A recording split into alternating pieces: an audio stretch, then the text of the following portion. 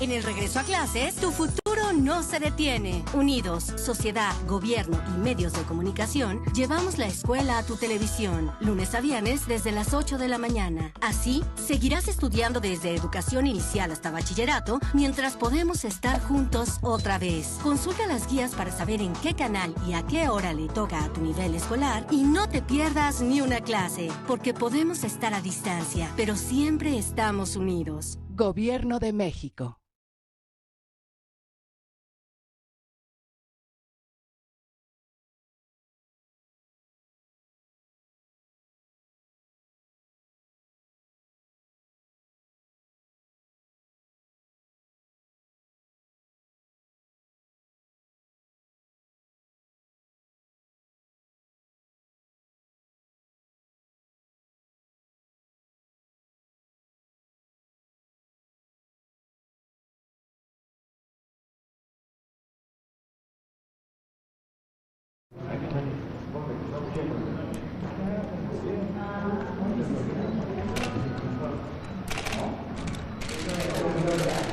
¿Qué tal? Buenas tardes. Adelante, Juan. Si quieres, siéntate. Sí.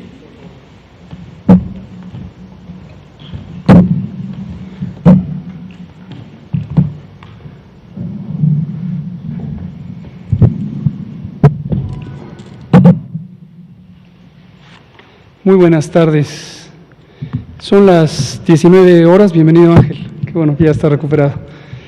Son las 19:01 del jueves 27 de agosto de 2020. Estamos en el Palacio Nacional de México, en la Ciudad de México, y vamos a iniciar la conferencia de prensa diaria sobre COVID-19, la pandemia causada por el coronavirus SARS-CoV-2.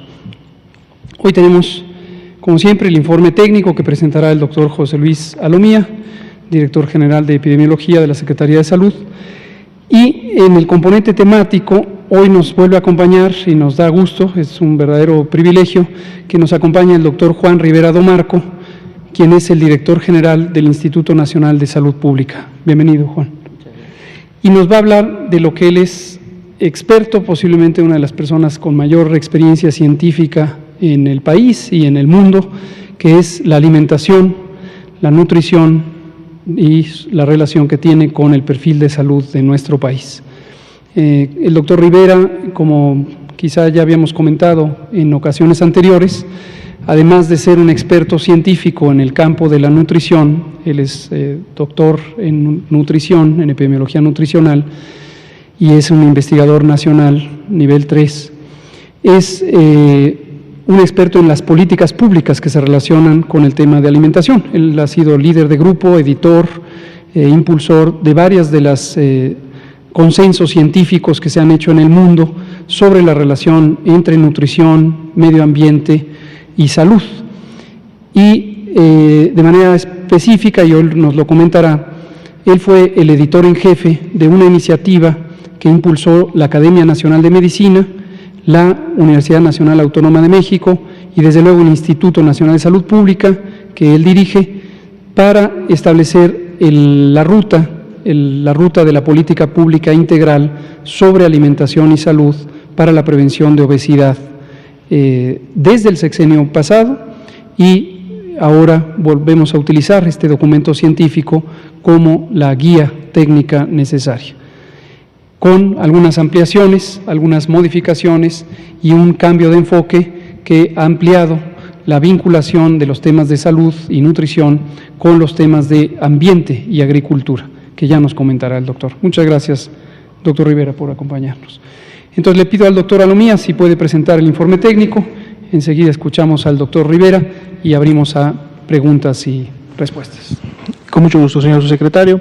Muy buenas tardes a todas y todos los que sintonizan esta conferencia vespertina, así como a la prensa que se encuentra de manera presencial en este momento. Es precisamente la número 181 ya, y el día 89 de esta nueva normalidad. Vamos a actualizar el escenario nacional en la siguiente diapositiva. Más de 1.304.000 son las personas que al corte del día de hoy han sido estudiadas por ser casos sospechosos de COVID-19. De este grupo, 643.265 dieron negativas a la prueba, es decir, no se identificó la presencia del virus SARS-CoV-2 en sus vías respiratorias, por lo tanto fueron descartadas y están representadas en las columnas de color morado. Pero también 579.914 son las personas que dieron positivas a la prueba del virus SARS-CoV-2, por lo tanto son los casos confirmados de COVID-19, dado que presentaban signos y síntomas compatibles con la enfermedad al momento de tomar esta prueba y están representadas también en las barras de color café claro que se encuentran en la parte inferior. Así también al día de hoy y lamentablemente se han producido 62.076 defunciones a consecuencia de complicaciones de la enfermedad. El porcentaje de positividad se mantiene similar al que veíamos en los últimos días, 44%, y si vemos la curva de color naranja, que es precisamente el porcentaje de positividad para cada semana, continuamos viendo la tendencia descendente que tiene y que la ha presentado pues prácticamente ya desde la semana 30. Vamos a ver la siguiente diapositiva, es la actualización de los casos estimados. Aquí podemos verlos en la curva de color azul, 614.467 son los casos que se estiman, son confirmados a la enfermedad. Veíamos este descenso que iniciaba también en la semana 31, desde la 30 prácticamente a la 31 y a la 32, que continúa entre la 32 y 33 con un menos 2%, pero como alertábamos ya desde el principio de la semana, con más bien una tendencia clara a realizar realmente una meseta entre la 32 y 33. En su momento veremos cómo abre la semana 34 para ver si esta meseta se mantiene o volvemos a tener nuevamente una caída descendente. 7%. La proporción de casos activos estimados, este indicador se mantiene desde que inició de esta manera en la semana y las defunciones también continúan con una tendencia descendente desde la semana 30 en adelante, siendo de menos 40% en las dos últimas semanas que se están graficando.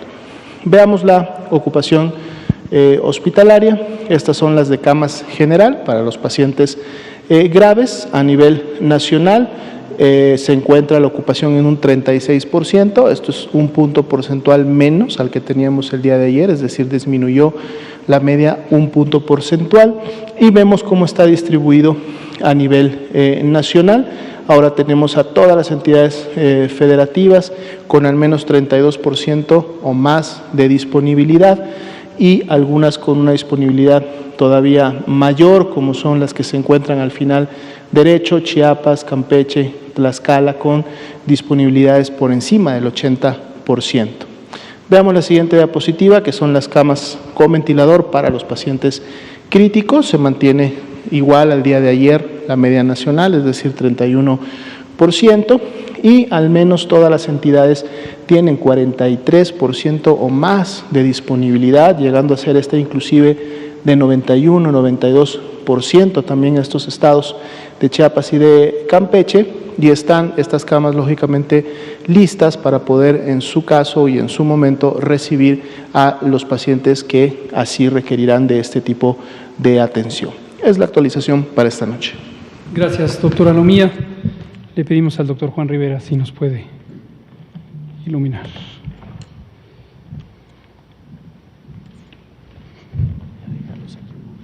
Sí, perfecto.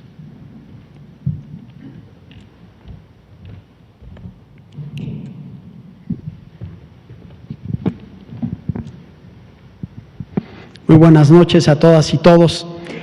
Quisiera en primer lugar agradecerle mucho al doctor López-Gatell por esta oportunidad que me da de compartir con ustedes, con los medios, pero también con todas las personas que desde su hogar nos están viendo, esta presentación en donde hablaré sobre la importancia que tiene para la salud, la alimentación, pero también la importancia que nuestra alimentación tiene para tratar de evitar los efectos adversos que estamos viendo sobre la salud ambiental de nuestro planeta.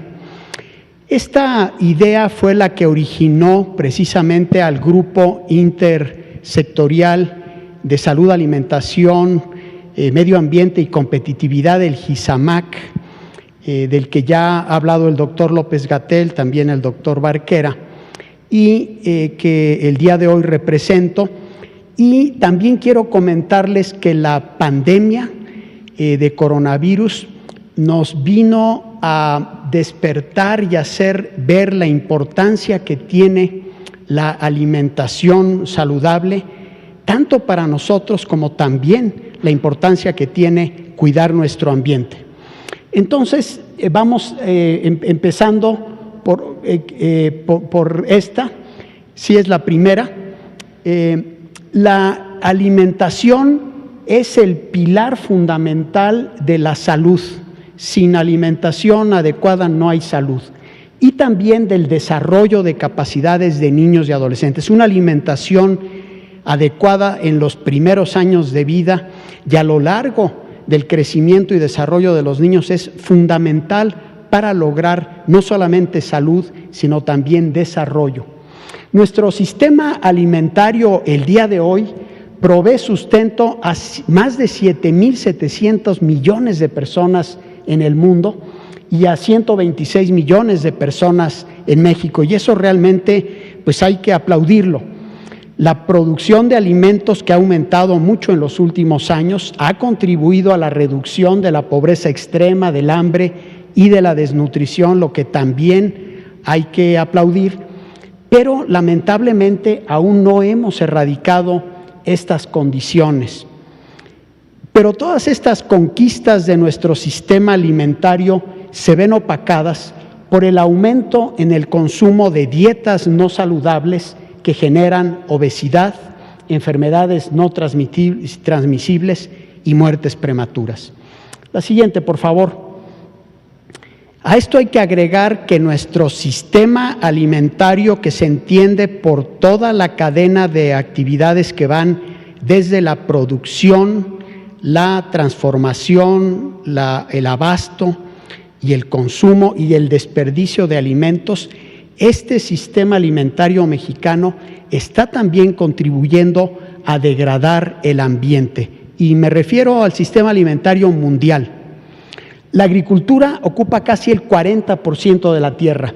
Es responsable de 29% de la emisión de gases de efecto invernadero en el ámbito global y, por tanto, contribuye de manera importante al calentamiento global. Utiliza el 70% del agua limpia del planeta y el uso excesivo de nitrógeno y de fósforo causa eutrofización, que es la muerte de especies en lagos, en costas y zonas muertas donde no hay ya especies. La conversión de la tierra para la agricultura está propiciando la extinción masiva de especies. En suma, nuestro sistema alimentario está contribuyendo a la degradación de nuestro planeta y también a la pandemia de obesidad y enfermedades crónicas. Por tanto, urge crear un sistema alimentario saludable y sostenible, y ese es el objetivo de GISAMAC en México. La siguiente, por favor. Aquí tenemos datos de la mala nutrición en México y la verdad es que da tristeza ver estos datos en un país como el nuestro. 23% de los hogares en México tienen inseguridad alimentaria, moderada o severa. 14% de los menores de 5 años tienen desnutrición crónica. Más de una tercera parte de menores de 5 años y de mujeres embarazadas tienen anemia y 18% de las mujeres no embarazadas en edad fértil tienen también esta condición. Sobrepeso y obesidad en 75% de adultos, 36% de escolares, 38% de adolescentes, 14% de nuestros adultos con diabetes. En México, y ya lo ha dicho el doctor López-Gatell, el 47% del total de muertes están causadas por condiciones que tienen que ver con una mala alimentación, como la diabetes, la enfermedad cardiovascular y el cáncer, y muchos casos de cáncer están relacionados con la dieta. Y en el 10% del total de la carga de enfermedad de nuestro país es debida a una dieta no saludable. La siguiente, por favor. La obesidad, como ustedes ya saben, aumenta el riesgo de varios problemas de salud: diabetes, hipertensión, dislipidemias y 14 tipos de cáncer, que eso tal vez es menos conocido. Y esto lleva a discapacidad, mortalidad temprana, reducción de la calidad de vida y también altos costos en la salud. Pero ahora la pandemia de coronavirus nos hace ver que la obesidad, la diabetes y la hipertensión aumentan el riesgo de complicaciones y muertes también por COVID-19, no solo por las enfermedades que antes había mencionado. La siguiente, por favor. Esta es una diapositiva que tiene mucha información, pero como verán no es tan compleja. Y aquí lo que presentamos es cuáles son las enfermedades y las muertes que pueden atribuirse a hábitos dietéticos. Y tenemos dos tipos de alimentos. Los primeros 6 grupos son alimentos que protegen la salud, que reducen enfermedades y muertes. Y si ven ustedes del lado derecho, hay muchas enfermedades, no me voy a detener en cada una de ellas, que disminuyen como resultado del consumo de frutas, vegetales, nueces y semillas, granos enteros y leche. Es impresionante cómo la buena nutrición protege la salud. Pero por otro lado tenemos otros alimentos que, si se consumen en exceso, también pueden provocar, ahí sí, aumento en los riesgos de enfermedad y muerte por enfermedades como la diabetes, la enfermedad coronaria y algunos tipos de cáncer. Y ahí me voy a centrar en las carnes rojas y los embutidos, que son productos que deben consumirse con moderación porque de otra manera pueden causar daños a la salud, y las bebidas azucaradas, que son el único grupo de alimentos en donde hay evidencia contundente de que su consumo excesivo aumenta el peso de las personas, es decir, lleva a sobrepeso y a obesidad, lleva también a diabetes, a enfermedad coronaria y a gota, y a través de sus efectos en obesidad también desde luego aumenta el riesgo de algunos tipos de cáncer. La siguiente, por favor. México es uno de los países en el mundo con el mayor consumo de bebidas azucaradas, y por esa razón es muy importante que nosotros los mexicanos sepamos por qué nos hacen daño las bebidas azucaradas. ¿Cuál es el mecanismo? Bueno, lo que pasa es que las bebidas azucaradas son calorías líquidas, y las calorías líquidas tienen una peculiaridad. Las calorías líquidas no generan saciedad, ni en el corto ni en el mediano plazo. De modo que uno acaba comiendo más calorías a lo largo del día. Si uno consume las mismas calorías en alimentos sólidos o en alimentos líquidos, los sólidos sí producen saciedad y nos regulamos, los líquidos no. ¿Qué pasa? Que entonces las calorías son calorías en exceso, llevan a ganancia de peso, y debido a la alta carga glicémica, es decir, la gran cantidad de azúcar y la fructuosa, hay otros efectos metabólicos de los que no voy a hablar, pero al final lo que tenemos es obesidad, síndrome metabólico, diabetes, enfermedad cardiovascular y gota, y muerte prematura por todas estas enfermedades.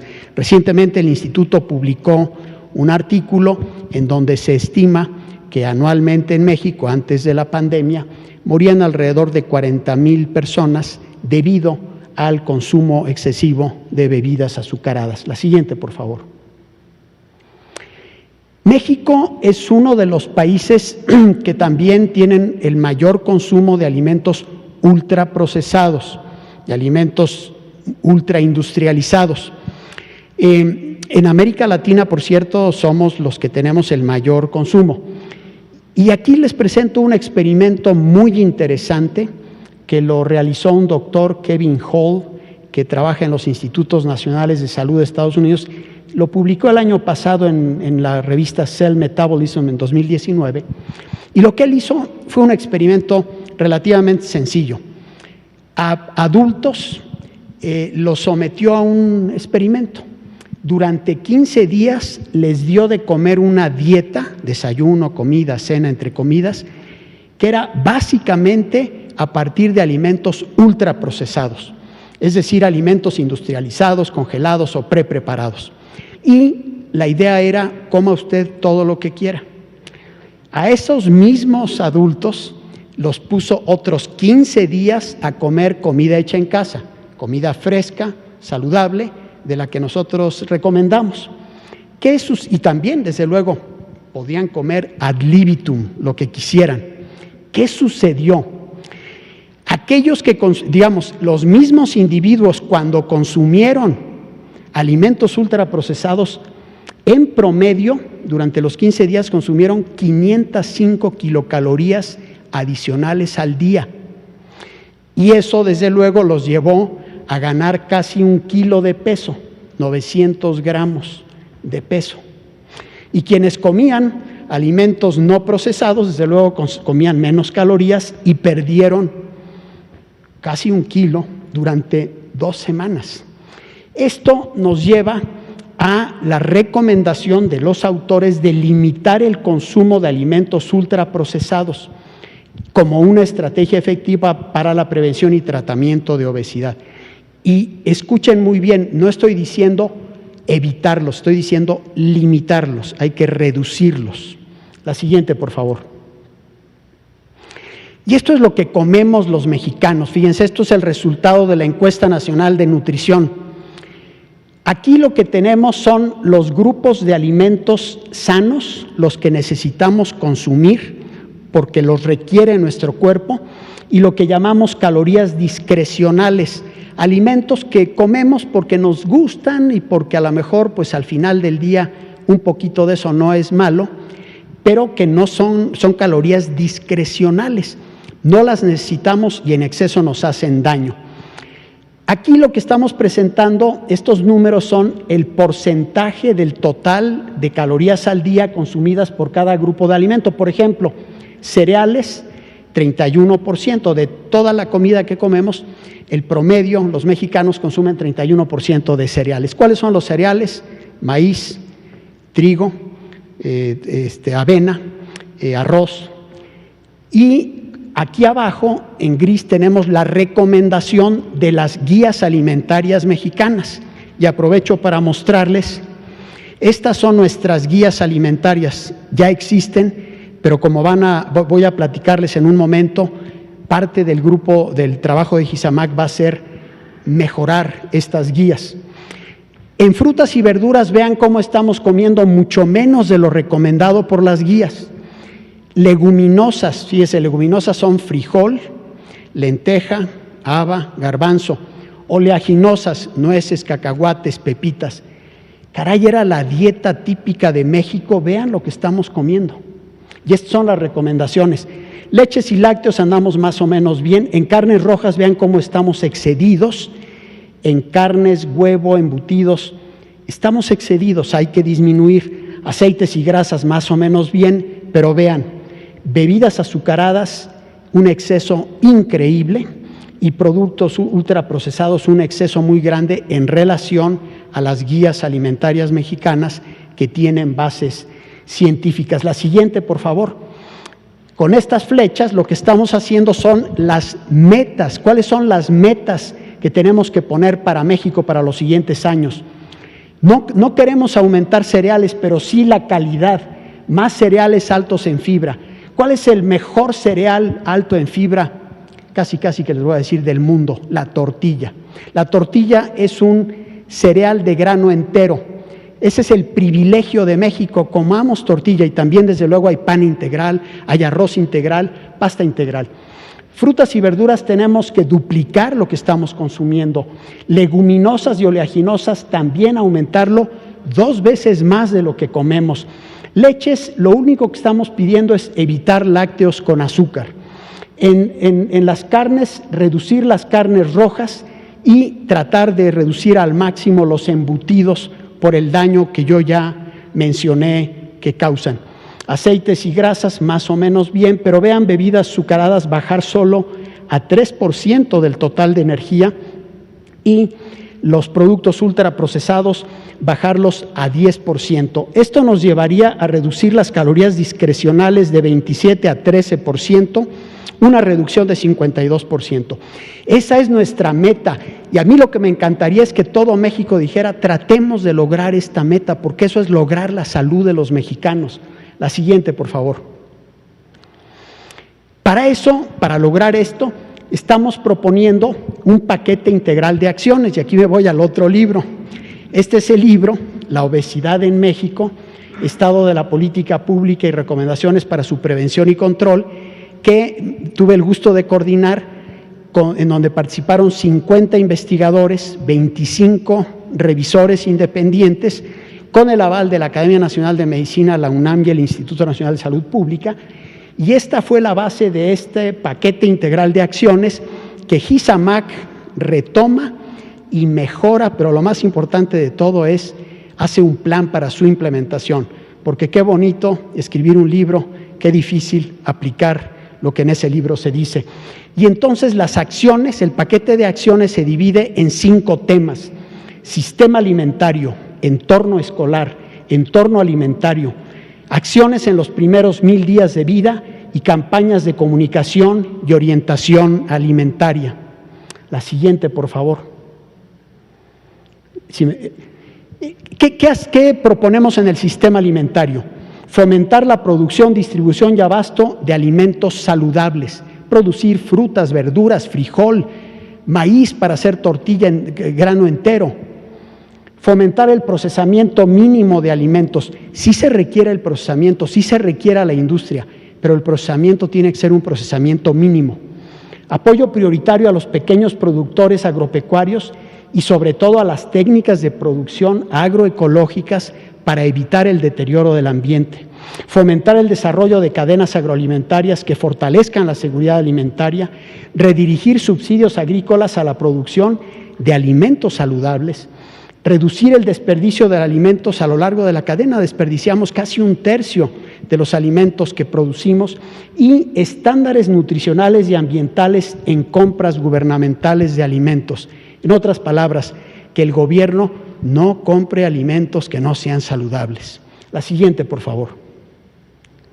Entorno alimentario, de esto ya les habló el doctor Barquera, me voy a ir muy rápido.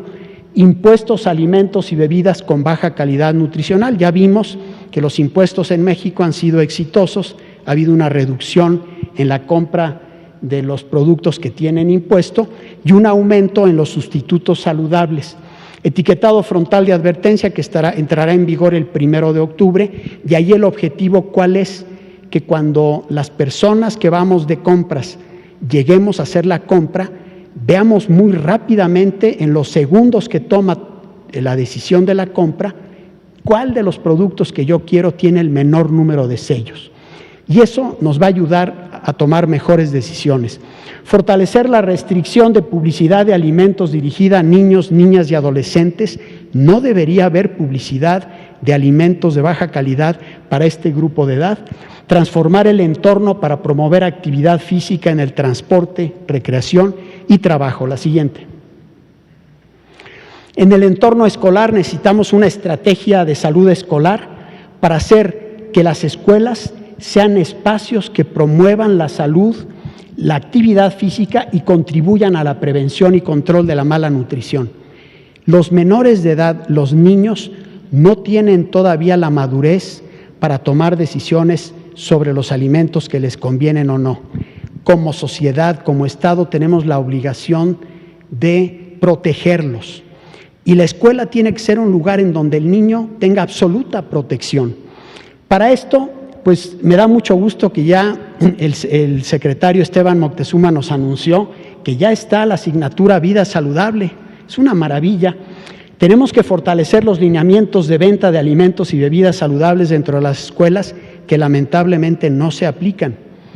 Aumentar la disponibilidad de agua potable, que no haya una sola escuela donde no haya agua potable. Y también ya el secretario Moctezuma nos comentó que está trabajando para lograr esto.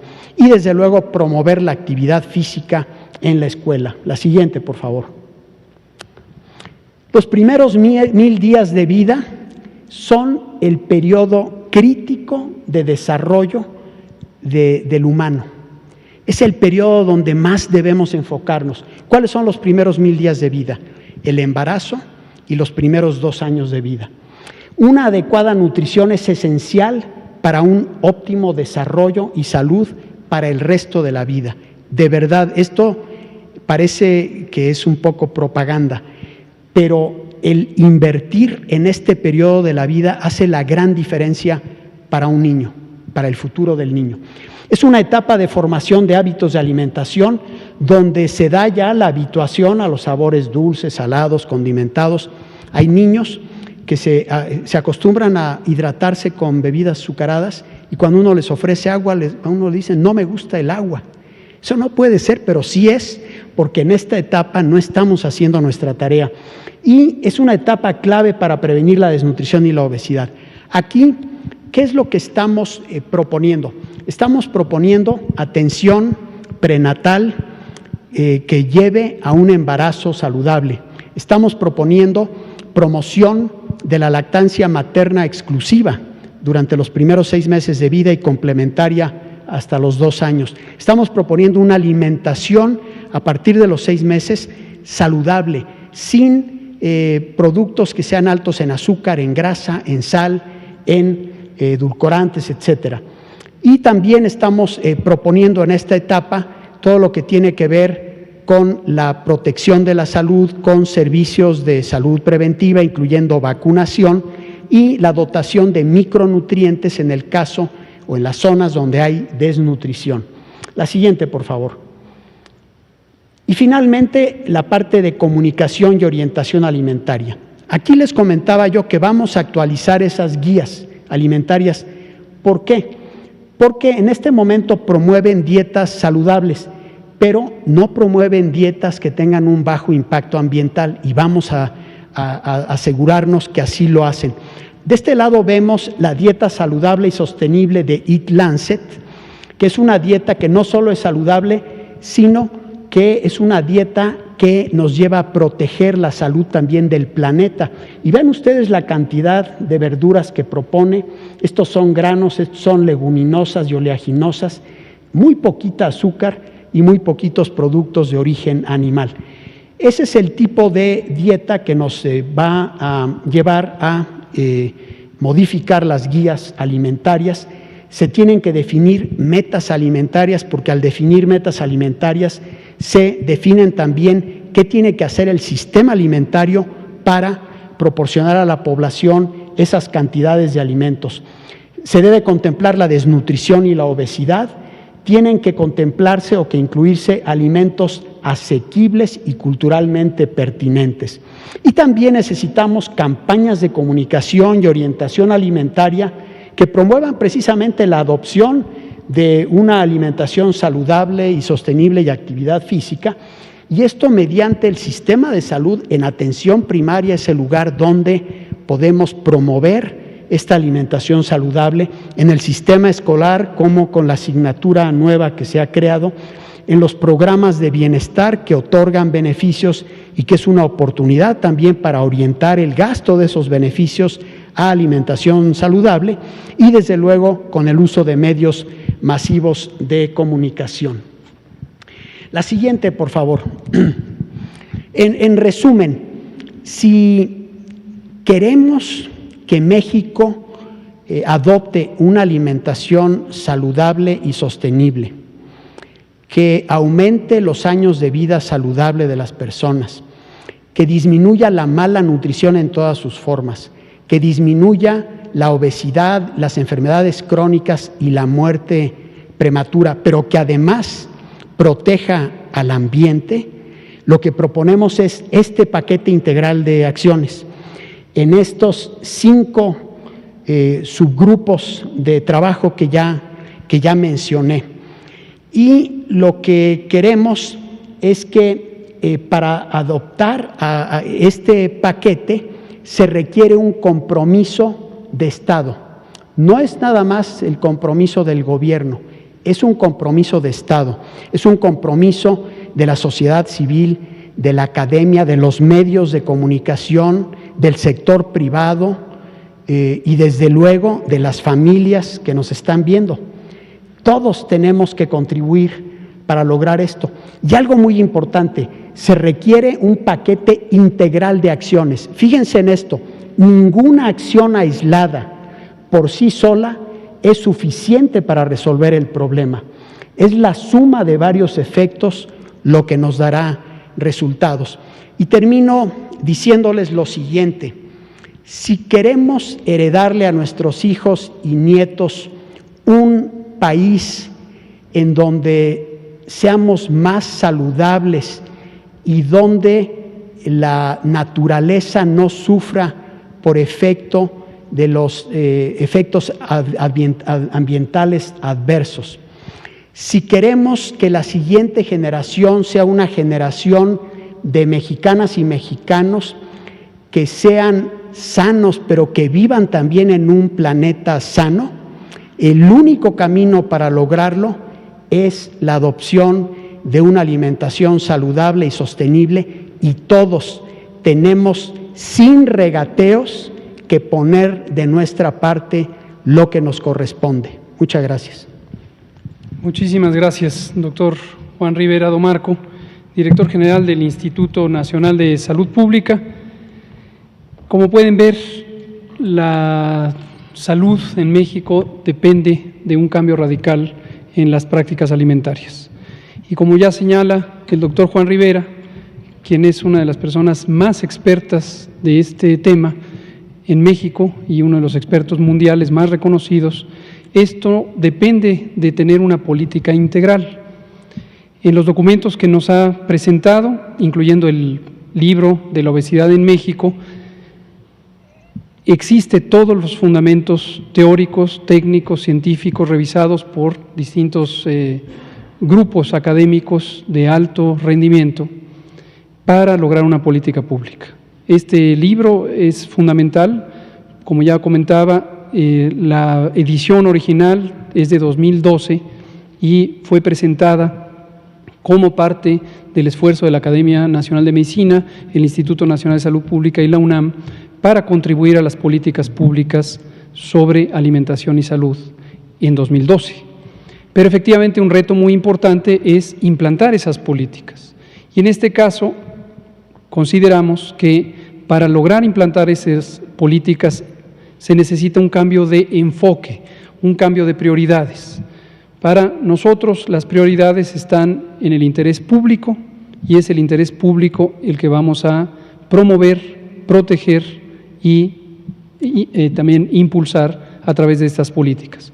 Por ahí se encontrarán algunas conversaciones públicas que hablan de la necesidad de una política integral, pues sépase que tal política integral existe y precisamente para eso se creó el GISAMAC, Grupo Intersectorial de Salud, Alimentación, Medio Ambiente y Competitividad, que es el grupo gubernamental en colaboración con organismos internacionales, FAO, OPS, OMS, UNICEF y también distintas organizaciones sociales que tienen trabajo en esta materia y competencias para esta materia. Muchas gracias, doctor Juan Rivera. Quisiera, antes de pasar a preguntas y respuestas, fe de ratas, le pido al doctor Alomía si nos comenta, había un error en la diapositiva número 2, o 1 más bien, la diapositiva que tiene el número de defunciones registradas. Estaba el dato de ayer, hoy es 27 de agosto y el doctor José Luis Alomía nos va a comentar. Sí, es correcto. Hubo un error en la actualización del dato de defunciones acumuladas. Para el día de hoy son 62.594. En la versión que se comparte a los medios y que además se publica, el dato ya estará correcto. Muchas gracias. Queda entonces registrado, fe de ratas, el número correcto y en la presentación que ponemos a acceso público estará ya el dato corregido. Ángel, por favor, le damos la bienvenida. Buenas noches, subsecretario. Buenas noches, doctor Alomía, doctor Rivero, bienvenido. Buenas noches. De los reportes de la semana pasada, y de esta semana, hemos visto, en función de eso, hemos visto un descenso en la tasa de contagios, que ayer apenas ni siquiera alcanzó el 1%, creo que está en 0.93 la tasa nacional, y el número de funciones igual va a la baja.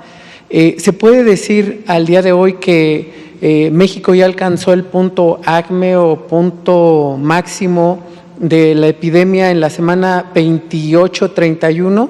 Esa es mi pregunta al día de hoy. Gracias, buenas noches. Buenas noches. Muchas gracias, Ángel. Efectivamente, llevamos 4 semanas consecutivas con descenso en el número de casos. Los casos que se presentan hoy son menos que los que se presentaron el día previo. Este fenómeno viene ocurriendo desde hace 4 semanas, un mes completo de descenso.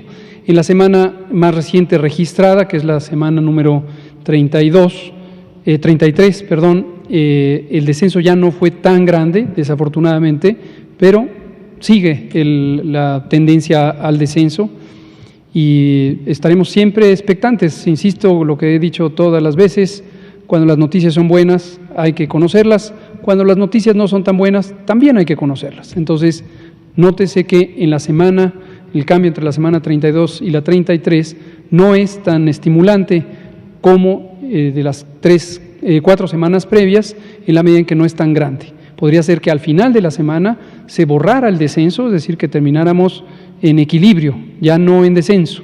Así se va a comportar, lo hemos dicho también muchas veces, no se debe asumir que una vez que empieza a descender, ya continúa en descenso, siempre en descenso, monotónico se llama esto técnicamente, hasta terminar con la epidemia. Puede tener subidas y bajadas. Pero en general, si vemos la tendencia completa de esta epidemia que empezó en febrero, el 28 de febrero, y que hemos considerado que podría llegar hasta octubre, en general llegamos ya al ACME, al punto cumbre, en la segunda quincena de julio, la primera quincena de agosto, y ahora ya está en descenso. Muchas gracias. Vamos a darle la palabra aquí a Héctor García, luego a Daniel Blancas. Gracias, subsecretario. Héctor García, de Diario Basta y Grupo Cantón. Precisamente ahorita que estaban hablando de productos chatarra y bebidas altamente azucaradas, sabemos que Oaxaca y Tabasco ya aprobaron esta ley. Sin embargo, está saliendo una información por redes sociales donde habla los 5 errores de la ley Gatell. Parece ser que ya le están haciendo promoción. ¿Nos puede platicar acerca de eso? Por favor, gracias. Con mucho gusto. Sí, me llamó la atención ver esta idea en las redes sociales de la ley Gatell. Yo soy un funcionario técnico que trabajo para el Poder Ejecutivo del país, del Gobierno de México. Yo no legislo. Entonces, hace unos días, la semana pasada, alguien me comentaba que se rumoraba que yo mandé a hacer un formato de ley y que lo distribuí en los 32 congresos estatales, dando instrucciones a los congresos estatales. No, me hizo gracia cuando me lo dijeron porque evidentemente es una acusación absurda. Lo único que he hecho es celebrar, como lo dije, cuando el Congreso de Oaxaca impulsó esta ley y la aprobó por unanimidad casi o por una amplísima mayoría, y tuve el gusto de conversar con el coordinador, el presidente de la Junta de Coordinación Política del Congreso de Oaxaca, de la mesa directiva, y celebré públicamente que había ocurrido esto y nada más. Sigo celebrando cuando en Tabasco se aprobó la ley respectiva, sigo celebrando que en las 32 entidades federativas exista la conciencia de la importancia de cambiar el rumbo de manera muy radical respecto a nuestro sistema alimentario y, como ha señalado el experto, el doctor Juan Rivera, la importancia de abordar de manera integral el sistema agroalimentario, los ambientes escolares, el ambiente alimentario en general, la comunicación de riesgos y la promoción de la salud y los primeros 1000 días de vida, que son una oportunidad crucial para sentar las bases fisiológicas, neurofisiológicas y emocionales de la alimentación saludable. Ahora, este tema de las legislaturas locales y las leyes que prohíben la venta de alimentos de baja calidad nutricia, altísimos en poder calórico en las escuelas, es parte de este enfoque de cuidar los ambientes escolares y los ambientes alimentarios. Lo estamos revisando precisamente en GISAMAC. Una de las líneas de trabajo de GISAMAC es contribuir a orientar las políticas públicas y buscamos tener un diálogo con las distintas iniciativas, las proponentes de distintas iniciativas a nivel local y federal para brindar algunos de los elementos técnicos y científicos que proceden precisamente del trabajo científico. Nos preocupa en particular que pudiera haber alguna suerte de asincronía en la parte jurídica, en la parte legal, la parte legislativa, en cuanto a técnica legislativa, que pudieran ser impugnados jurídicamente. Hay algunas preocupaciones respecto a eso y consideramos que sería saludable para el interés superior de esta nación que hubiera una armonización en cómo se hacen estas leyes. Y estaremos, lo anunciamos de una vez, estaremos buscando acercamientos, respetando la soberanía de las entidades federativas, respetando la autonomía de los poderes legislativos, tanto el federal como los estatales, pero contribuyendo con lo que se puede contribuir en términos científicos. Muchas gracias. Daniel Blancas, de Crónica.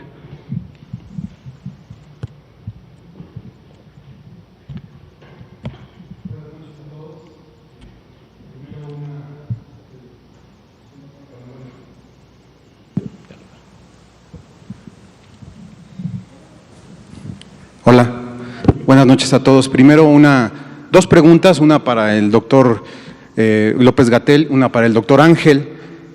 Usted, dentro de las estrategias que mencionaba sobre pues, esta situación tan crítica que vivimos en el país, decía que era acortar, disminuir el costo o la partida que usa el gobierno para comprar alimentos que no son deseables, que no son, usted lo dijo así, que no son saludables. ¿Qué referencias tenemos de qué tipo de alimentos han comprado los gobiernos anteriores y qué parámetro o cuánto se gastaba en la compra de estos alimentos? Para el doctor Ángel, por favor. Sí, por favor. Sí, muchas gracias, Daniel, por la pregunta. La propuesta nuestra es una propuesta en el sentido de que el gobierno es un cliente muy importante en muchos aspectos, pero en alimentos es muy importante. ¿Por qué? Porque el gobierno compra alimentos para, por ejemplo, agua para las reuniones o bebidas azucaradas, compran galletas o pastelitos para eventos, pero también pues tienen programas sociales, tienen también programas escolares. Entonces, aquí no tanto pensamos en los recursos, si deben aumentar o disminuir, sino que la calidad de los alimentos que el gobierno adquiera atienda a normas de carácter tanto de salud como de medio ambiente. En otras palabras, que en vez de comprar, por ejemplo, bebidas azucaradas, compren agua, en vez de comprar alimentos ultraprocesados, pastelitos, galletas, pudieran comprar fruta. Ese es el espíritu. Y es una recomendación general. Leyendo el libro hay un poquito de más especificidad. No es tanto el mover los recursos o el disminuir los recursos. ¿Pero se tiene alguna referencia de cuánto se gastaba en esta situación? No lo tenemos, no hicimos ese análisis porque básicamente era mover simplemente la calidad, no tanto la cantidad. Muchas gracias. Y la segunda pregunta para el doctor Gatell, pues es producto de una investigación. Nos dimos a la tarea de ir a una de los municipios que constantemente han aparecido aquí entre los más altos en contagios y decesos. Nos llamó la atención porque mucho se ha hablado de, pues hay más contagios donde hay más gente, donde hay más número de habitantes.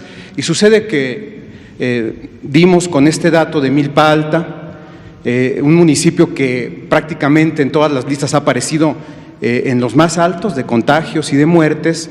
Fuimos a hacer una investigación de campo a ver por qué en el municipio con más pocos habitantes de la ciudad, en el municipio con menor densidad de la ciudad, existía el mayor número de contagios.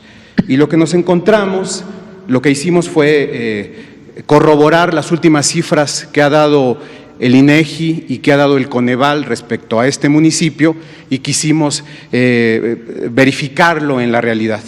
Y lo que encontramos fueron, rápidamente para dar oportunidad a otras preguntas, falta de vías de acceso. Encontramos solo 3 rutas de transporte en el municipio.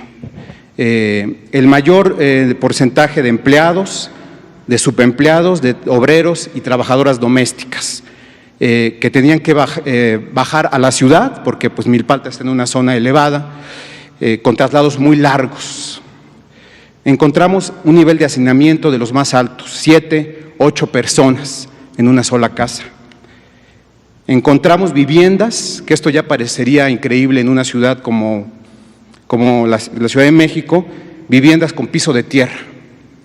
Encontramos viviendas sin agua. Digamos, esos son los parámetros socioeconómicos que pudimos verificar. Y por otro lado también encontramos anomalías en lo administrativo que no pueden desdeñarse.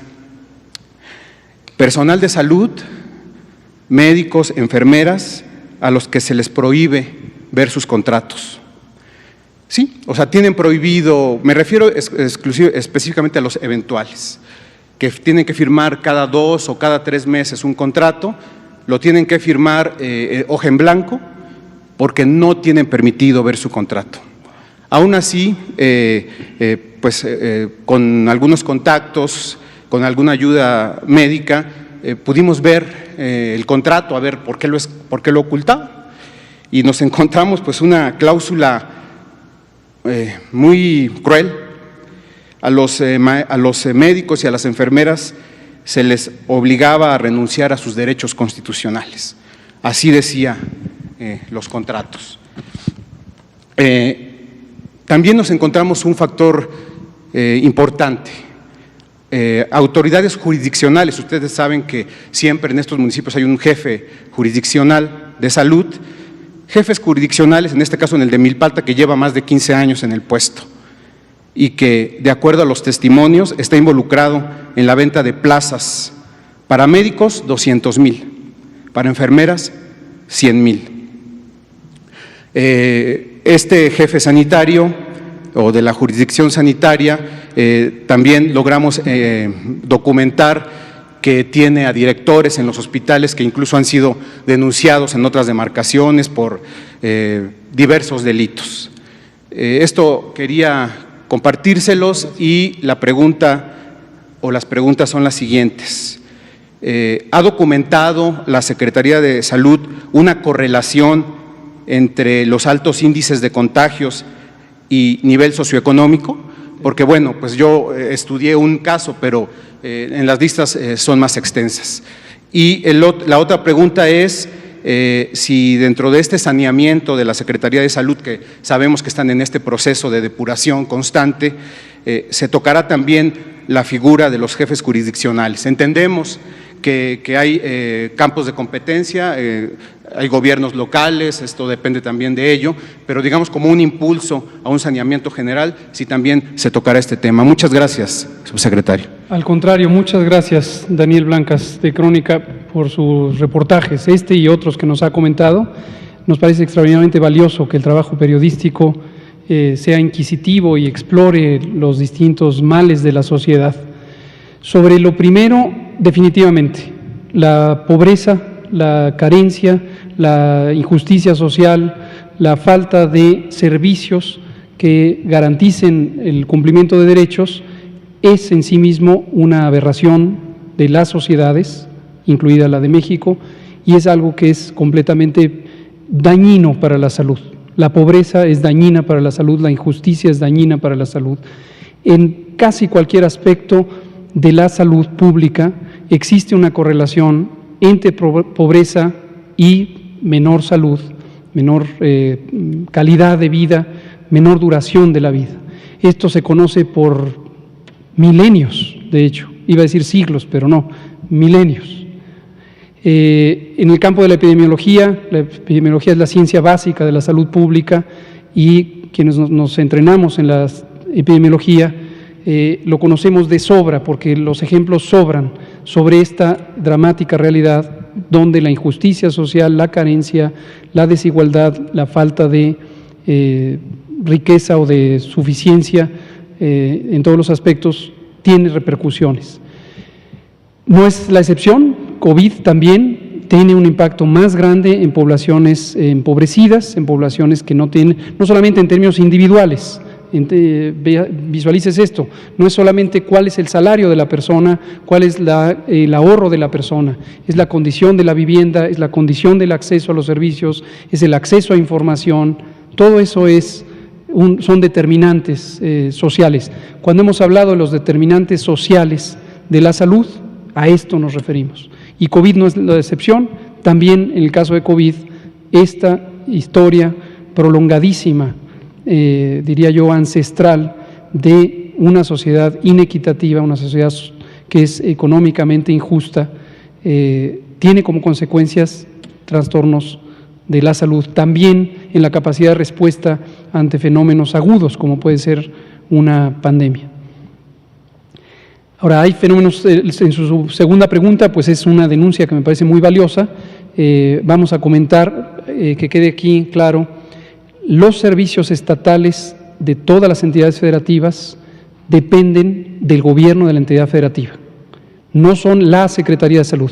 Eso se acabó en agosto de 1997, cuando se estableció el acuerdo de descentralización de la Secretaría de Salud y las entidades federativas, incluyendo la Ciudad de México, entonces Distrito Federal, procedieron a crear un organismo público descentralizado que se llama Servicios Estatales de Salud y una autoridad o una rama del Poder Ejecutivo Estatal que es la Secretaría de Salud.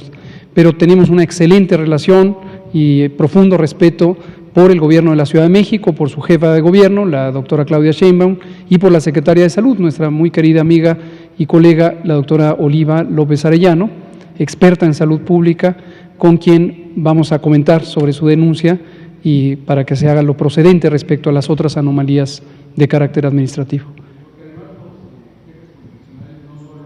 Existen en la ciudad, existen pues en todos los estados. Sí, hay casi 300 correcciones. Comento lo de Milpalta, pero me encontré, digamos, en la investigación, otros jefes jurisdiccionales que llevan 20 años y que, digamos, tienen cotos de poder, que tienen corruptelas, que tienen venta de plazas y que seguramente el empuje del gobierno federal puede ayudar a que esto vaya depurándose. Es correcto. La cuarta transformación en el sector salud también involucrará, ya empieza a involucrar en varios cambios, una reorientación de cómo se estructura administrativamente el Sistema Nacional de Salud.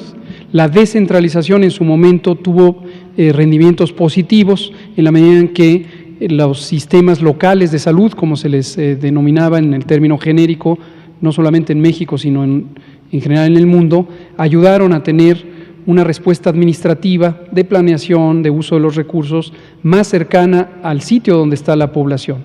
Pero desafortunadamente, en un país asolado por muchas décadas por problemas de malversación de los bienes públicos, de corrupción, pues también hubo distorsiones del ejercicio de esas funciones de rectoría y de administración de los servicios de salud.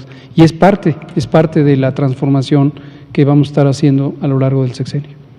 Muchas gracias, Daniel Blancas. Nos queda tiempo para una última pregunta. Por favor, adelante.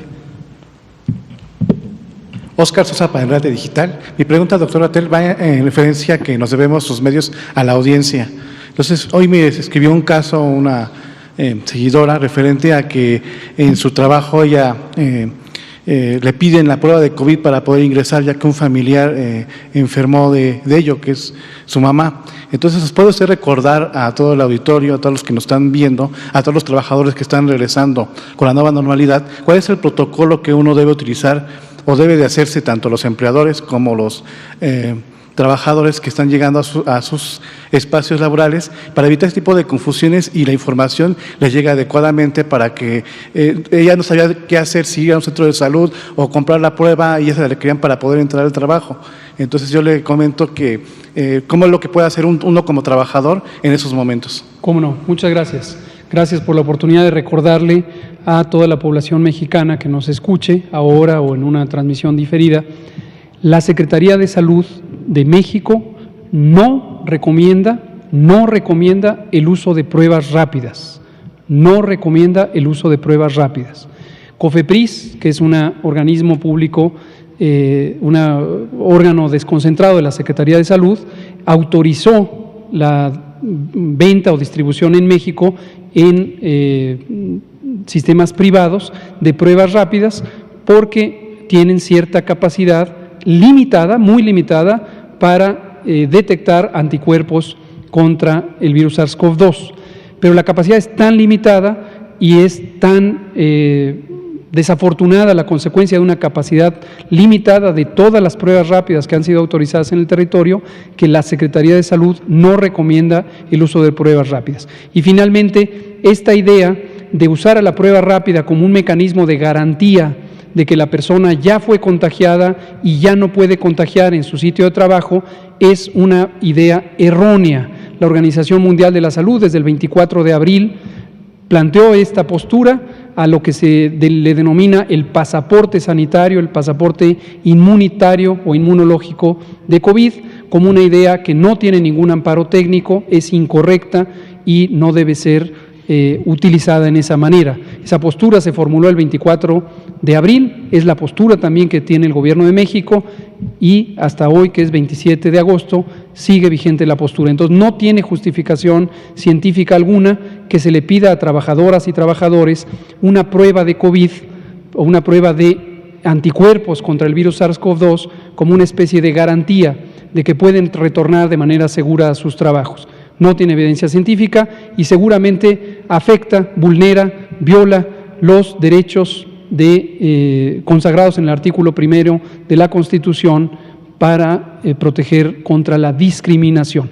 Lo que hay que hacer es denunciarlo ante el CONAPRED o denunciarlo también a los teléfonos que hemos puesto a disposición en la Secretaría de Salud. Muchas gracias. Aquí terminamos, doctor Juan Rivera, muchísimas gracias. 20 horas, 1 minuto, gracias por escucharnos y estar atentos a la epidemia de COVID.